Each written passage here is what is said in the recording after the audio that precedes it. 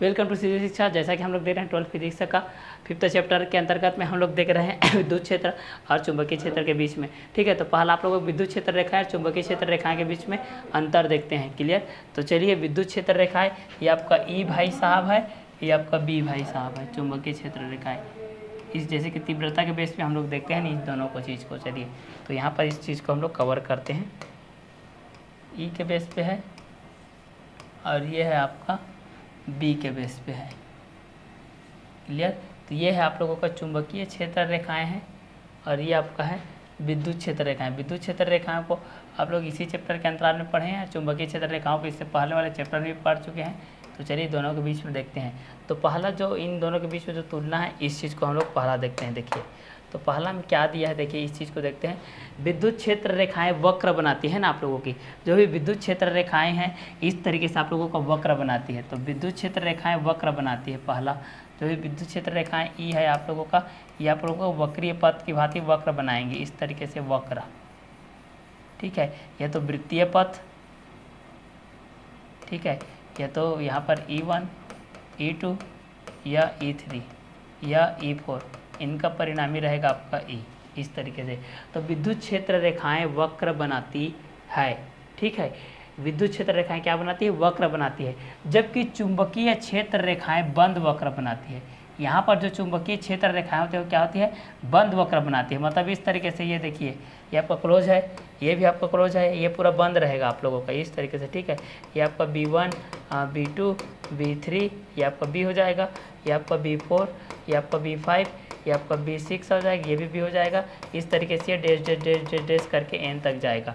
तो यहाँ पर देखिए विद्युत क्षेत्र रेखाएं वक्र बनाती है, लेकिन चुंबकीय क्षेत्र रेखाएं बंद वक्र बनाती है।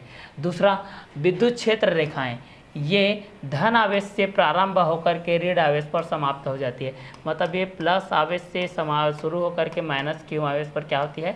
समाप्त हो जाती है। जैसे कि यहाँ पर A है, यहाँ पर B है, तो ये पॉजिटिव चार्ज से स्टार्ट होकर के नेगेटिव चार्ज पर क्या होती है? खत्म हो जाती है। उसी प्रकार ये रेखाएं चुंबक के बाहर N ध्रुव पर, ये रेखाएं चुंबक के बाहर N ध्रुव से S ध्रुव, चुंबक के बाहर रहेगा ना, चुंबक के बाहर इस तरीके से रहेगा आपका, ये N है, ये आपका S है।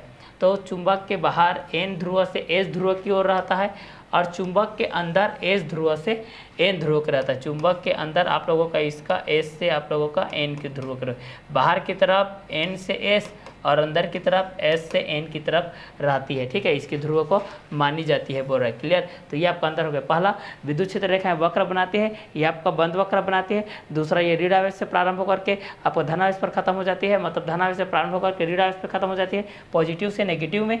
और ये आप लोगों का N ध्रुव से S ध्रुव की ओर होती है चुंबक के बाहर, और अंदर में S ध्रुव से N ध्रुव की ओर होती है। तो ये आप लोगों का फर्स्ट के अंतर्गत आ गया। सेकंड के बेस पे ये बोल रहा है, देखिए सेकंड के बेस पे ये बोल रहा है कि जो आप लोगों का विद्युत क्षेत्र रेखाएं हैं, ये क्षेत्र रेखाएं चालक के अंदर विद्यमान नहीं रहती है। कोई भी चालक रहता है उसके अंदर विद्यमान नहीं रहती है। जैसे कि कोई भी चालक है, S चालक है, इसको मान लेता हूँ कि मैं S चालक है, तो इसके अंदर में ये विद्यमान नहीं रहेगी। ठीक है, इसका अस्तित्व इस पर नहीं रहेगा। तो चालक के अंदर में क्षेत्र रेखाएं का कोई अस्तित्व नहीं रहती है, मतलब वो विद्यमान रहते ही नहीं। अगर विद्यमान नहीं है मतलब उसका कोई अस्तित्व नहीं है। इसके जस्ट अपोजिट चुंबकीय क्षेत्र रेखाएं चुंबक के अंदर भी क्या होती है? विद्यमान होती है। चुंबक के अंदर भी ये क्या होती है? आप लोगों की विद्यमान होती है, विद्यमान होती है। ठीक है, तो सेकेंड में हम लोग देखते हैं विद्युत क्षेत्र रेखाएं। विद्युत क्षेत्र रेखाएं, ये क्षेत्र रेखाएं चालक के अंदर, ये क्षेत्र रेखाएं चालक के अंदर क्या होती है? विद्यमान नहीं रहती। कौन चालक के अंदर विद्यमान नहीं रहती? तो विद्युत क्षेत्र रेखाएं चालक के अंदर विद्यमान नहीं रहती। और कौन सा क्षेत्र रेखाएं अंदर विद्यमान रहती है चुंबक के? तो चुंबकीय क्षेत्र रेखाएं। चुंबकीय क्षेत्र रेखाएं आपके चुंबक के अंदर भी विद्यमान रहती है, जबकि विद्युत क्षेत्र रेखाएं किसी चालक के अंदर विद्यमान नहीं रहते हैं। ये विद्युत क्षेत्र रेखाएं वक्र बनाती है, जबकि चुंबकीय क्षेत्र रेखाएं बंद वक्र बनाती है। विद्युत क्षेत्र रेखाएं धनावेश से प्रारंभ होकर के ऋण आवेश पे खत्म हो जाती है, लेकिन चुंबकीय क्षेत्र रेखाएं बाहर की तरफ एन से एस की तरफ रहता है और अंदर की तरफ एस से एन की तरफ रहता है। उसके बाद हम लोग ये देखें कि विद्युत क्षेत्र रेखाएं चालक के अंदर विद्यमान नहीं रहती, जबकि चुंबकीय क्षेत्र रेखाएं चुंबक के अंदर क्या रहती है, विद्यमान रहती है। अगला, विद्युत क्षेत्र रेखाएं चालक के लंबवत होती है। विद्युत क्षेत्र रेखाएं इस तरीके से, आपका चालक है तो चालक के लंबवत रहेगी। चालक के लंबवत मतलब 90 डिग्री, क्लियर। चालक के लंबवत हो गया मतलब यहाँ से क्या हो जाएगा, 90 डिग्री यहाँ पर मूवमेंट करेगा, 90 डिग्री का एंगल क्रिएट होगा यहाँ पर। तो विद्युत क्षेत्र रेखाएं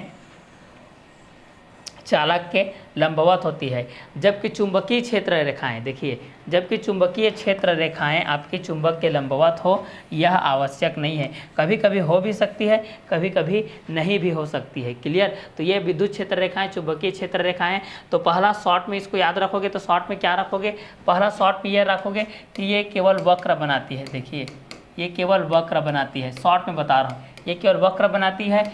ये आप लोगों का बंद वक्र बनाती है, ये आप लोगों का बंद वक्र बनाती है।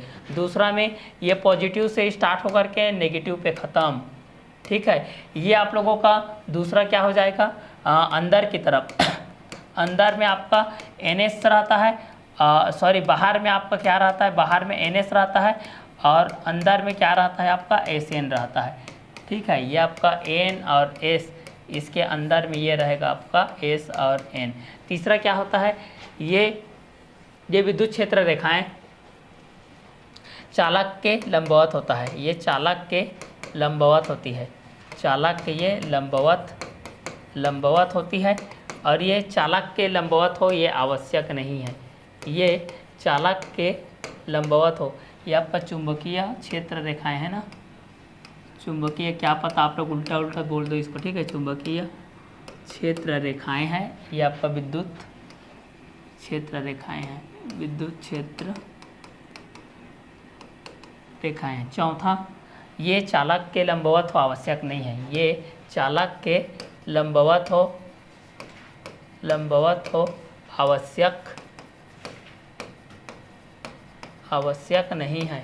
और लास्ट है यह चालक पर विद्यमान नहीं रहता है, ये चालक पर विद्यमान नहीं रहता है, विद्यमान नहीं रहता है।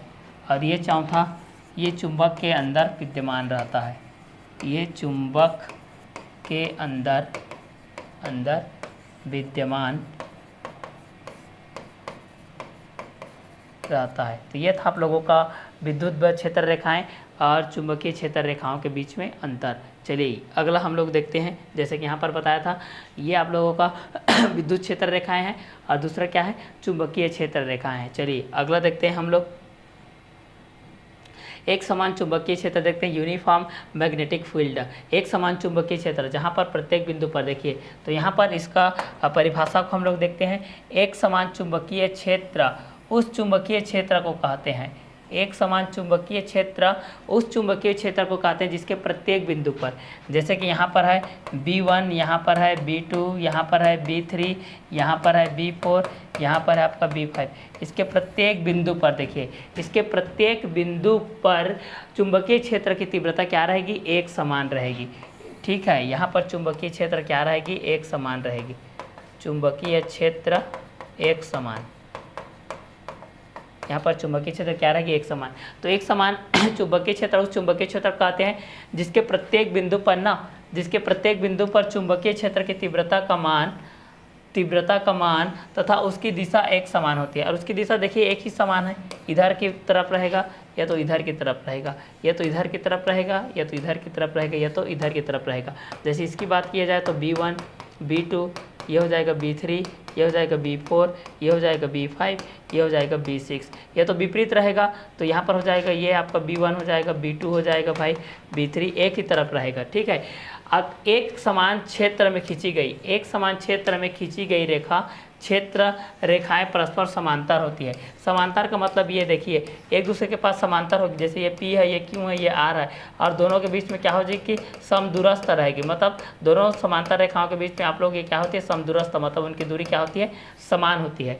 तो एक समान चुंबकीय क्षेत्र उस चुंबकीय क्षेत्र को कहते हैं जिसके प्रत्येक बिंदु पर चुंबकीय क्षेत्र की तीव्रता एक समान होती है। उस पर खींची गई जो स्पर्शर रेखा होती है वो समांतर रेखा होती है। समांतर रेखाएं एक दूसरे को कभी नहीं काटते हैं, समांतर रेखाएं एक दूसरे को पर क्या रहते हैं, समदूरस्थ रहते हैं। क्लियर। अगला, किसी भी स्थान पर, अगला स्टेटमेंट बता रहा है कि किसी भी स्थान पर पृथ्वी का चुंबकीय क्षेत्र, अब पृथ्वी की बात करते हैं हम लोग, किसी भी स्थान पर, चाहे वो कोई भी मैग्नेटिक फील्ड रहे, चाहे विद्युत क्षेत्र रेखाएं के बीच में रहे, या चुंबकीय क्षेत्र रेखाओं के बीच में रहे, दोनों के फील्ड में रहे, या पृथ्वी के किसी भी क्षेत्र पर रहे या कोई भी स्थान पर रहे, इसका कोई प्रॉब्लम नहीं है। एक समान चुंबकीय क्षेत्र वह होता है, ठीक है, एक समान चुंबकीय क्षेत्र वह होता है जिसमें क्षेत्र रेखाओं की दिशा भौगोलिक दक्षिण की ओर होती है, जिसमें क्षेत्र रेखाओं की दिशा भौगोलिक दक्षिण ध्रुव मतलब एस, और भौगोलिक उत्तरी ध्रुव की ओर होती है, मतलब एस से एन की तरफ इसकी बात हो रही है, ठीक है। एन एस होता है तो आप लोगों के अंदर की तरफ, भौगोलिक अंदर की तरफ हो जाएगा आप लोगों का, ठीक है। तो यहाँ पर बता रहा है कि किसी भी स्थान पर पृथ्वी का चुंबकीय क्षेत्र एक समान चुंबकीय क्षेत्र होता है जिसमें क्षेत्र रेखाओं की दिशा भौगोलिक दक्षिणी ध्रुव से भौगोलिक उत्तरी ध्रुव की ओर होती है। तो चलिए मैग्नेटिक फील्ड के बारे में तो हम लोग जान गए, एक समान चुंबकीय क्षेत्र के बारे में जान गए। अब एक समान चुंबकीय क्षेत्र का उपयोग हम लोग करेंगे आप लोगों के क्षेत्र रेखाओं, विद्युत चुंबकीय क्षेत्र रेखाएं और विद्युत चुंबकीय क्षेत्र की तीव्रता ज्ञात करेंगे अक्षीय स्थिति में और निरक्षीय स्थिति में, उसमें इसका यूज हो जाएगा। तो ये आप लोगों की स्टेटमेंट याद हो गया होगा और इसका डेफिनेशन भी याद हो गया होगा, इसका दिशा भी। चलिए आगे का कंटेंट देखते हैं। आगे का कंटेंट है चुंबकीय द्विध्रुवीय या दंड चुंबक के कारण चुंबकीय क्षेत्र की तीव्रता। चलिए यहाँ से डेरिवेशन आप लोगों का स्टार्ट है, नोट डाउन करना स्टार्ट कर दीजिए जो भी बेसिकली चीज़ भी है इसको, क्योंकि ओरली में ये आप लोगों के माइंड में सेट नहीं होगा।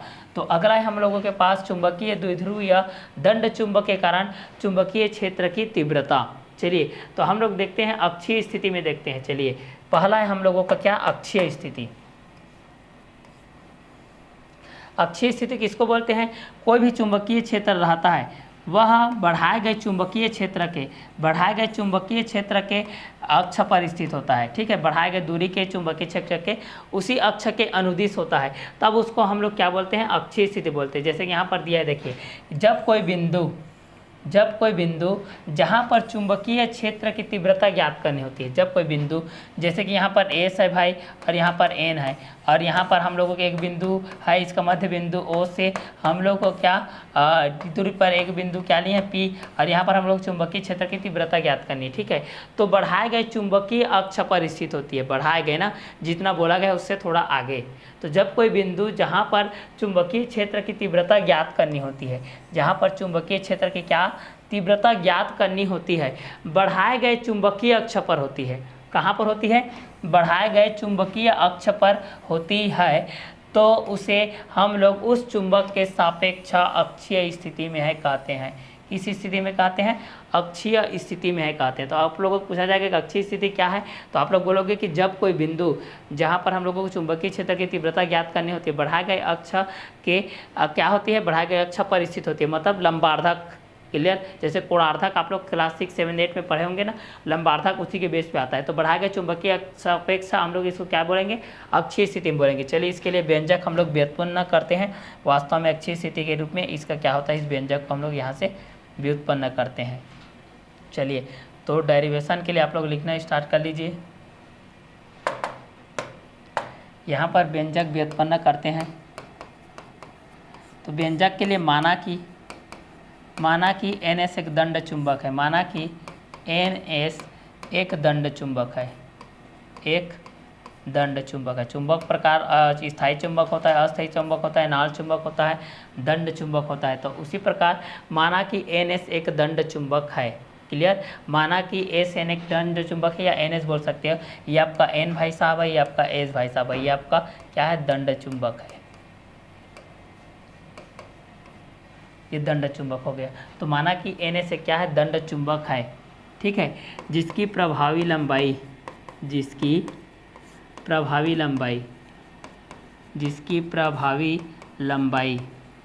जिसकी प्रभावी लंबाई यहाँ पर दिया है, देखिए जिसकी प्रभावी लंबाई, यहाँ तक की प्रभावी लंबाई बोल सकते हो या उनके बीच की दूरी बोल सकते हो।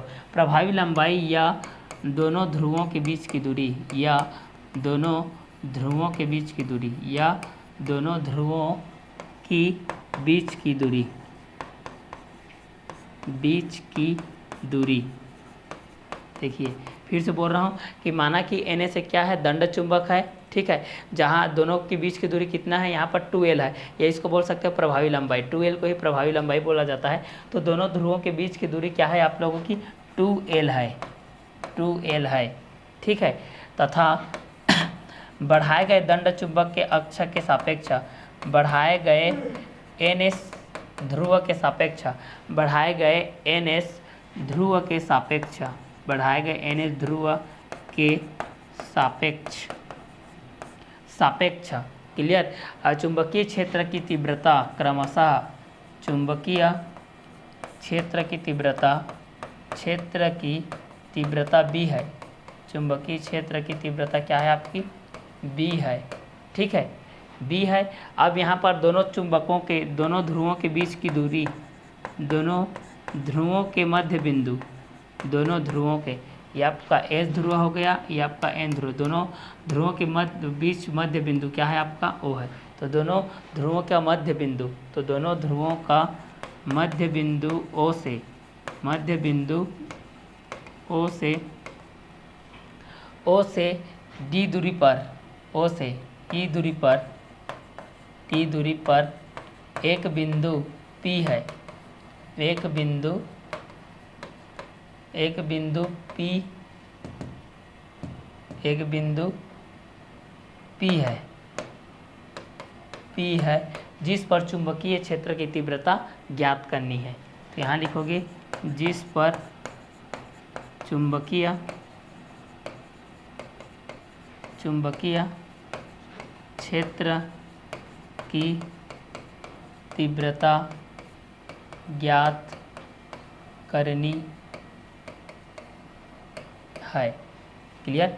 तो यहाँ पर फिर से बोल रहा हूँ व्यंजक के रूप में, माना कि NS एक दंड चुंबक है, ठीक है, जिसकी प्रभावी लंबाई या दोनों ध्रुवों के बीच की दूरी 2L है, तथा बढ़ाए गए NS ध्रुव के सापेक्ष चुंबकीय क्षेत्र की तीव्रता B है। दोनों ध्रुवों का मध्य बिंदु O से D दूरी पर एक बिंदु P है। इसका मध्य बिंदु O से देखिए यहाँ से D दूरी पर एक बिंदु क्या है, P है, जिस पर चुंबकीय क्षेत्र की तीव्रता ज्ञात करनी है, क्लियर। अब यहाँ से हम लोग देखते हैं जहाँ पर दक्षिणी ध्रुव S, दक्षिणी ध्रुव S और उत्तरी ध्रुव N, ये देखिए उत्तरी ध्रुव क्या हो जाएगा आपका N, उत्तरी ध्रुव N के कारण उत्पन्न चुंबकीय क्षेत्र देखते हैं हम लोग, चुंबकीय क्षेत्र देखते हैं। चलिए तो चलिए अक्षीय स्थिति में जब कोई बिंदु जहाँ पर चुंबकीय क्षेत्र की तीव्रता ज्ञात करनी हो तो बढ़ाए गए चुंबकीय क्षेत्र पर स्थित होता है, तो उसको अक्षीय स्थिति में कहते हैं। माना कि NS एक दंड चुंबक है जिसकी प्रभावी लंबाई 2L है, जिनके बीच की दूरी आपकी 2L है। NS एक दंड चुंबक है जिसकी प्रभावी लंबाई चुंबकीय सापेक्ष अक्षीय स्थिति में होती है, तो उसका चुंबकीय क्षेत्र की तीव्रता B होती है। चुंबक के दोनों ध्रुवों के मध्य बिंदु O से D दूरी पर एक बिंदु क्या है, P है, जिस पर चुंबकीय क्षेत्र की तीव्रता हमको ज्ञात करनी है। तो चलिए आगे का व्यंजक को हम लोग देखते हैं। आगे के व्यंजक के लिए यहाँ पर इस तरीके से डायग्राम, आपका डायग्राम इस तरीके से था, कुछ इस तरीके से आप लोगों का डायग्राम इस तरीके से मूवमेंट हुआ है। देखिए इस चीज़ को हम लोग कवर करते हैं। चलिए तो यहाँ पर हम लोग देखते हैं, ये आप लोगों का था, ये भाई साहब आपका NS था, ये आपका N था, इसका मध्य बिंदु आपका O था, O से आपकी D दूरी पर एक बिंदु P है जिस पर चुंबकीय क्षेत्र ज्ञात करनी है।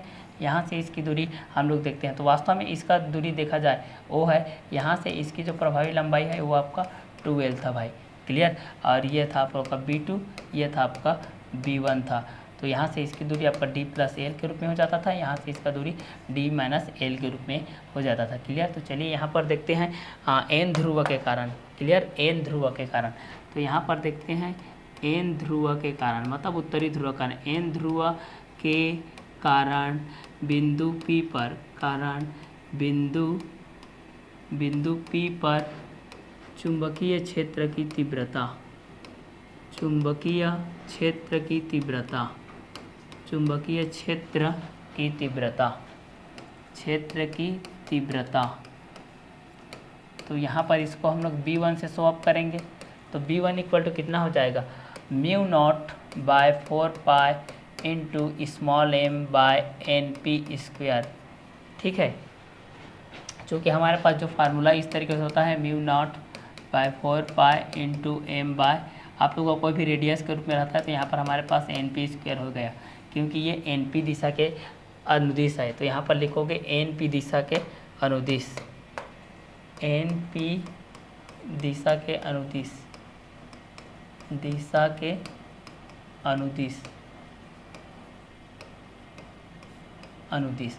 अब चलिए NP का वैल्यू निकालते हैं हम लोग। यहाँ पर NP का वैल्यू निकालेंगे तो कितना हो जाएगा, NP का वैल्यू निकालेंगे तो NP निकालेंगे तो कितना हो जाएगा, यहाँ पर OP हो जाएगा पहला, तो ये हो जाएगा OP हो जाएगा, OP माइनस क्या हो जाएगा आप लोगों का, NP हो जाएगा, OP माइनस क्या हो जाएगा आप लोगों का, ये OP माइनस ON हो जाएगा, OP माइनस क्या हो जाएगा, ON। तो यहाँ पर हो जाएगा OP माइनस ON। OP का वैल्यू है आपका, O से P की वैल्यू है D, तो D हो जाएगा, और यहाँ की वैल्यू L, तो D माइनस L हो जाएगा। तो यहाँ पर NP का स्क्वायर है, NP का स्क्वायर है मतलब D माइनस L का स्क्वायर हो जाएगा। क्लियर। तो चलिए अब यहाँ पर वैल्यू में रखते हैं तो कितना हो जाएगा, B1 इक्वल टू हो जाएगा mu naught by 4 pi into small m by D minus L का होल स्क्वायर। ये हो जाएगा समीकरण नंबर 1। क्लियर। तो हम लोग सर्वप्रथम यहाँ पर देख रहे हैं उत्तरी ध्रुव के कारण, उत्तरी ध्रुव N के कारण देख लिए, N ध्रुव के कारण बिंदु P पर चुंबकीय क्षेत्र की तीव्रता B1 equal to mu naught by 4 pi into m small m by NP का जो कि ध्रुव प्राबल्य है NP की दिशा में है NP। तो यहाँ पर हमको NP का वैल्यू निकालना है, तो हमको पता है OP में अगर हम लोग ON को घटा देंगे तो हमको NP मिल जाएगा, इसलिए OP माइनस ON कर दिए। OP का वैल्यू है D, ON का वैल्यू है L, और NP का स्क्वायर है तो D माइनस L का होल स्क्वायर। इस वैल्यू को यहाँ पर पुट कर दिया तो B1 इक्वल टू हो गया mu naught by 4 pi into m D minus L का whole square. Equation number first N ध्रुव के कारण हो गया। अब दूसरा देखते हैं भाई S ध्रुव के कारण। चलिए S ध्रुव के कारण, अब दूसरा देखते हैं S ध्रुव के कारण। S ध्रुव के कारण बिंदु P पर चुंबकीय क्षेत्र की तीव्रता, बिंदु P पर चुंबकीय क्षेत्र की तीव्रता, चुंबकीय क्षेत्र की तीव्रता, चुंबकीय क्षेत्र की तीव्रता। चलिए इसको हम लोग शो अप करेंगे B2 से, इसको शो करेंगे B2 इक्वल टू हो जाएगा mu naught by 4 pi into small m by हो जाएगा SP का स्क्वायर। ये आपका S, ये आपका P। SP मतलब SOP, यहाँ तक की दूरी क्या है, L है, यहाँ तक की L है, तो L प्लस D हो जाएगा या D प्लस L बोलो। तो चलिए इस चीज़ को हम लोग लिखते हैं, ये SP की दिशा में हो जाएगा, ये आपकी किसकी दिशा में हो जाएगा, SP की दिशा में हो जाएगा। चलिए आगे को देखते हैं, ये आगे हो जाएगा B2 इक्वल टू हो जाएगा mu naught by 4 pi into हो जाएगा M हो जाएगा, और SP स्क्वायर है, SP स्क्वायर है तो SP का वैल्यू निकालते हैं भाई। SP का वैल्यू निकालेंगे तो यहाँ पर हो जाएगा SO प्लस हो जाएगा OP, मतलब यहाँ पर हो जाएगा L प्लस D। अगर क्रम से लिख देंगे भाई इस चीज़ को तो SP का वैल्यू हो जाएगा D प्लस L। चलिए तो SP का वैल्यू D प्लस L को रखते हैं हम लोग यहाँ पर, तो कितना हो जाएगा, इसका वैल्यू किस तरीके से आएगा इस चीज़ को देखते हैं। तो यहाँ पर हो जाएगा B2 का वैल्यू हो जाएगा mu naught by 4 pi into small m by D plus L का होल स्क्वायर। ये हो जाएगा समीकरण नंबर 2।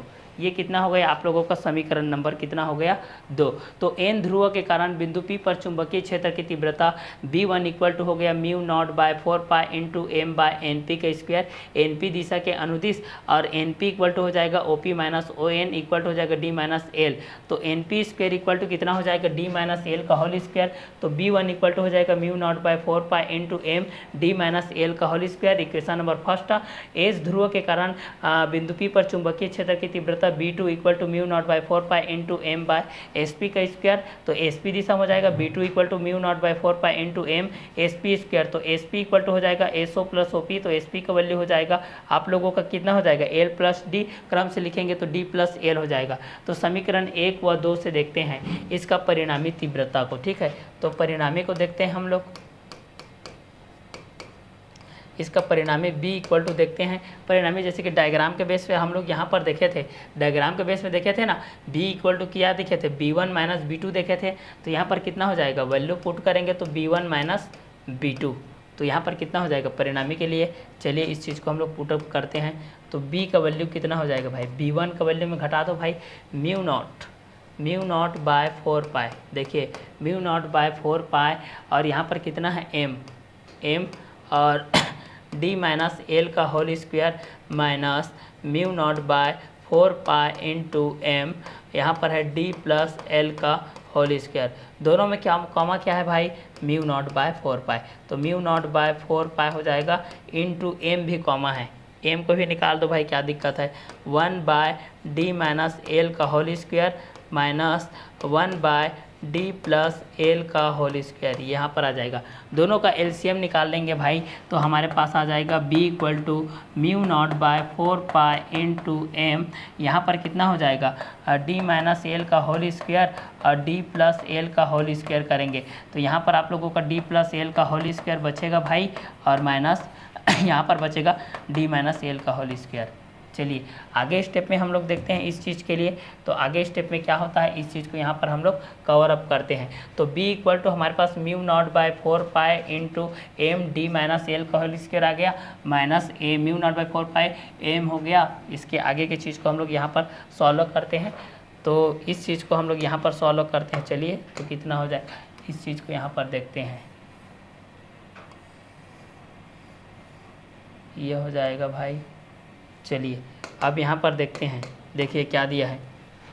तो b इक्वल टू हो जाएगा आप लोगों का, b इक्वल टू कितना हो जाएगा, mu naught by 4 pi into M ये हो जाएगा a प्लस बी का whole square. a plus B का होल स्क्वायर क्या होता है, a प्लस बी का होल स्क्वायर होता है a का स्क्वायर प्लस b का square plus 2ab minus bracket में लिखते हैं भाई a का स्क्वायर प्लस b का square minus 2ab bracket close.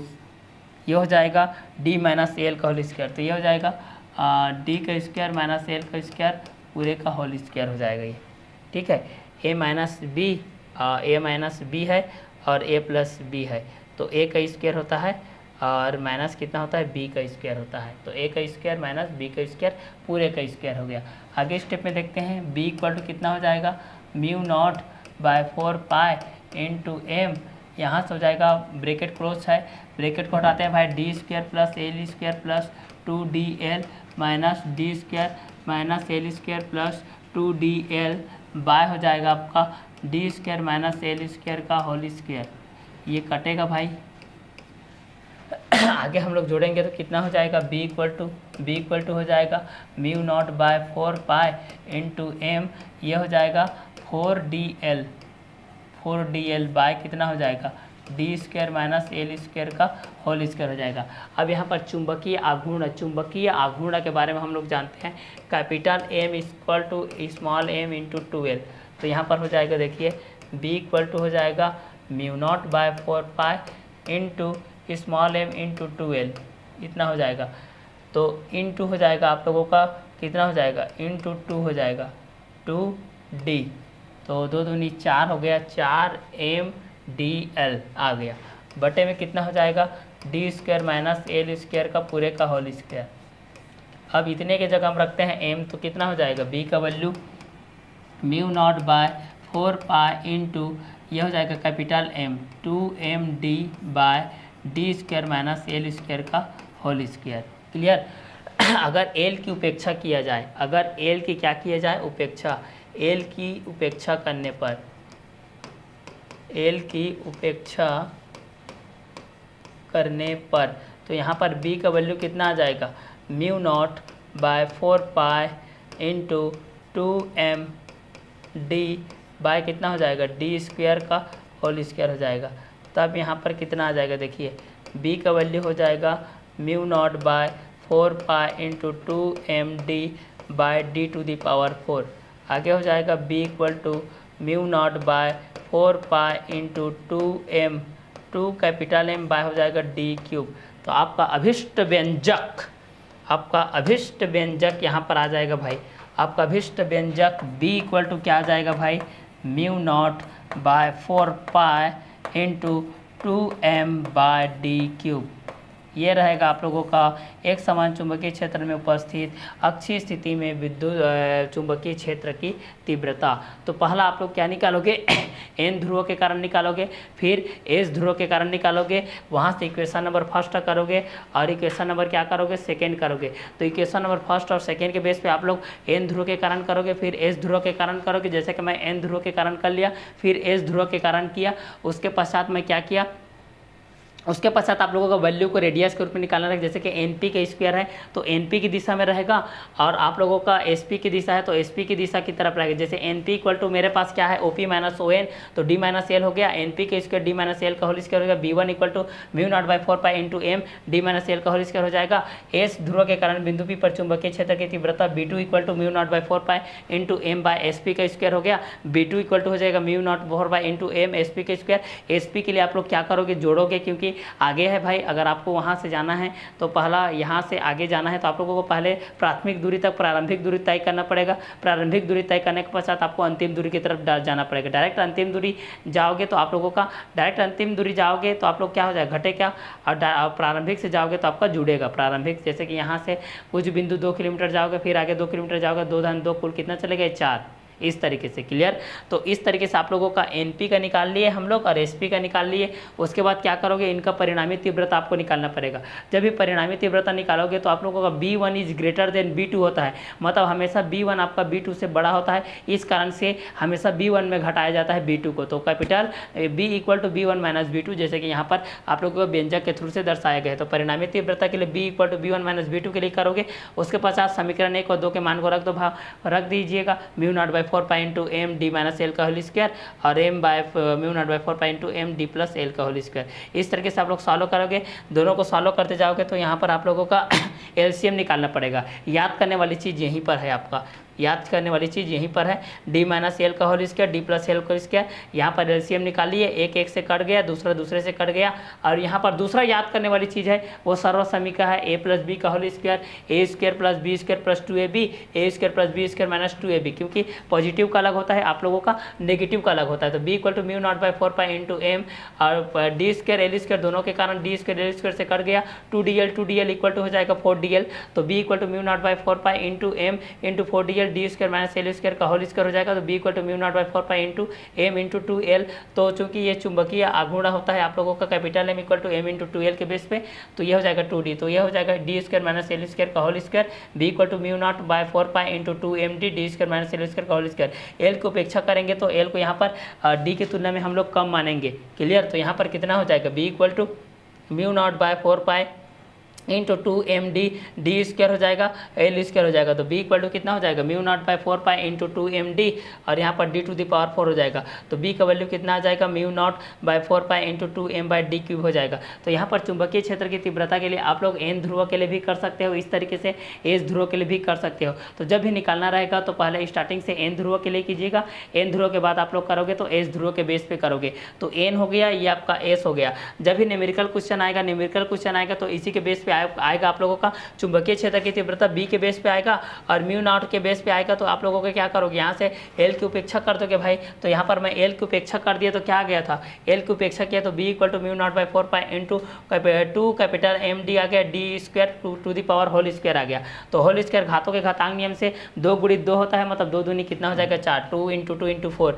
चूँकि A to the power M into A to the power N इस तरीके से फार्मूला होता है ना, A to the power M to the power N equal to A to the power M into N, ये आपका formula यहाँ पर लागू हुआ है। तो बी इक्वल टू कितना हो जाएगा, यहाँ पर देखिए mu naught by 4 pi into 2md by D to the power 4, B equal to mu naught by 4 pi into 2m by D cube, अभिष्ट व्यंजक B equal to mu naught by 4 pi into 2 capital M by D cube. ये था आप लोगों का अक्षीय स्थिति में। क्लियर। तो चलिए नेक्स्ट वीडियो लेक्चर में हम लोग देखेंगे निरक्षीय स्थिति के लिए देखेंगे, इसके बाद निरक्षीय स्थिति के बाद हम लोग धारा लूप के बारे में जानेंगे। क्लियर। तो आज का हमारा जो वीडियो लेक्चर था एक समान चुंबकीय क्षेत्र को लेकर के था और अक्षीय स्थिति में हम लोग ने व्यंजक व्युत्पन्न की। नेक्स्ट वीडियो लेक्चर हम लोग देखते हैं निरक्षीय स्थिति विद्युत चुंबकीय क्षेत्र के लिए, धारा लूप के लिए देखेंगे और एक समान के लिए देखेंगे। चलिए तो आज का क्लास हम लोग यही और करते हैं, नेक्स्ट वीडियो लेक्चर में मिलते हैं, तब तक के लिए okay bye, have a nice day.